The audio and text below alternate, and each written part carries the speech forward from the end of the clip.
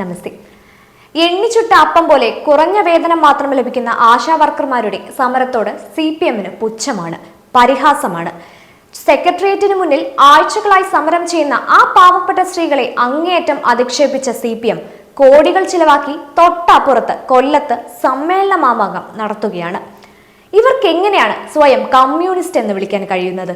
തൊഴിലാളി വർഗത്തിനു വേണ്ടി നിലകൊള്ളുന്നു എന്നവകാശപ്പെടുന്ന CPM ഭരണത്തിൽ വരുമ്പോൾ ചെങ്ങാത്ത മുതലാളിത്തത്തിന്റെ പ്രയോക്താക്കളായി മാറുന്ന കാഴ്ചയാണ് നമുക്ക് കാണാൻ സാധിക്കുന്നത്.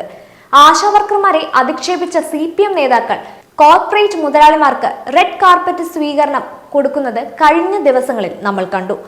CPM CIDU നേതാക്കൾ സമരം ചെയ്യുന്ന ആശാവർക്കർമാരെ അധിക്ഷേപിക്കാൻ ഉപയോഗിക്കുന്ന വാക്കുകൾ പണ്ട് പൊമ്പിളെ ഒരുമയ്ക്കെതിരെ M.M. മാണി ഉപയോഗിച്ച നികൃഷ്ട പദപ്രയോഗങ്ങളെ ഓർമ്മിപ്പിക്കുന്നു. കേന്ദ്രമന്ത്രി സുരേഷ് ഗോപിയുടെ സന്ദർശനത്തിനെതിരെ ലൈംഗിക ചുവയോടെ CIDU നേതാവ് നടത്തിയ പരാമർശം വാസ്തവത്തിൽ സ്ത്രീത്വത്തെ അവഹേളിക്കുന്നതാണ്.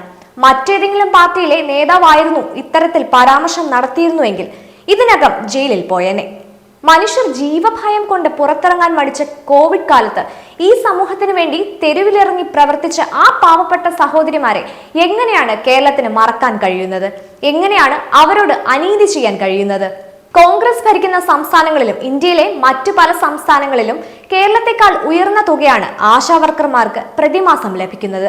സിക്കിമിലും കർണാടകയിലുമൊക്കെ ആശാവർക്കർമാർക്ക് കേരളത്തെക്കാൾ മികച്ച വേതന വ്യവസ്ഥയുണ്ട്.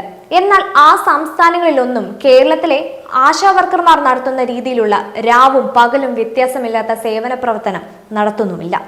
എന്നിട്ടും കേരളത്തിലെ ആശാവർക്കർമാർക്ക് കുമ്പിളിൽ തന്നെയാണ് കഞ്ഞി.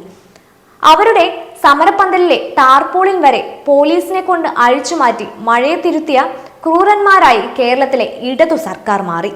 കേന്ദ്രവിഹിതം കിട്ടാനുണ്ട് എന്ന ആരോഗ്യമന്ത്രിയുടെ അവകാശവാദം പച്ചക്കള്ളമാണെന്ന് തെളിഞ്ഞു കഴിഞ്ഞു. ഇനിയും ആ ക്യാപ്സ്യൂളിൽ കടിച്ചു തൂങ്ങാൻ സംസ്ഥാന സർക്കാരിന് കഴിയില്ല. സംസ്ഥാനത്തെ മന്ത്രിമാർക്കും PSC അംഗങ്ങൾക്കും ഒരു നീതീകരണവുമില്ലാത്ത ലക്ഷക്കണക്കിന് രൂപയുടെ വേതന വർധനവും സമൂഹത്തിൽ ഏറ്റവും പിന്നോക്കം നിൽക്കുന്ന പാവപ്പെട്ട സ്ത്രീകൾക്ക് അവഗണനയ്ക്ക് പുറമെ അസഭ്യവർഷവും എന്നാണ് പിണറായി വിജയൻ സർക്കാരിന്റെ കീഴിൽ നടക്കുന്ന കാട്ടുനീതി.